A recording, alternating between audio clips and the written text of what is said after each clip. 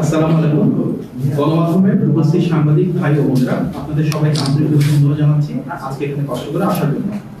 আসন্ন ত্রয়োদশ জাতীয় সংসদ নির্বাচন উপলক্ষে নির্বাচন কমিশন প্রণীত যে ঘোষণা করা হয়েছে তার আলোকে 22শে জানুয়ারি বৃহস্পতিবার থেকে নির্বাচনী প্রচারণা শুরু হয়েছে। আজকে নির্বাচনী প্রচারণার শুরুর দিনে আমরা এখানে 5টি গুরুত্বপূর্ণ বিষয় উপস্থাপন করব, যেগুলো বিএনপি চেয়ারম্যান জনাব তারেক রহমান তার পলিসি বিষয়ে জনসম্পৃক্ততা ও জনমত তৈরির লক্ষ্যে কার্যকর করেছেন এবং যার মাধ্যমে দেশের প্রতিটি শ্রেণী ও পেশার মানুষ ভবিষ্যৎ রাষ্ট্র গঠনের যে নীতিমালা তৈরি হচ্ছে সেখানে সরাসরি সম্পৃক্ত হতে পারবে ইনশাআল্লাহ। প্রথম কর্মসূচি, সেটির নাম তারেক রহমানকে পরামর্শ দিন। সমৃদ্ধ বাংলাদেশ বিনির্মাণের লক্ষ্যকে সামনে রেখে বিএনপি চেয়ারম্যান জনাব তারেক রহমান সারা দেশের মানুষের মূল্যবান মতামত গ্রহণ করতে চাচ্ছেন, পরামর্শ আহ্বান করছেন।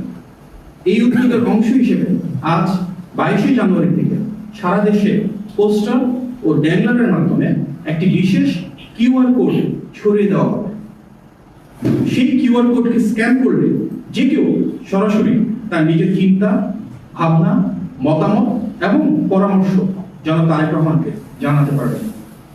বাংলাদেশের যে কোনো অঞ্চল থেকে যে কোনো ব্যক্তি যে কোনো সময় খুব সহজে এর মাধ্যমে যুক্ত হয়ে দেশের ভবিষ্যৎ বিনির্মাণে নিজের চিন্তা ভাবনার কথা আমাদের নেতার কাছে পৌঁছে দিতে পারবে।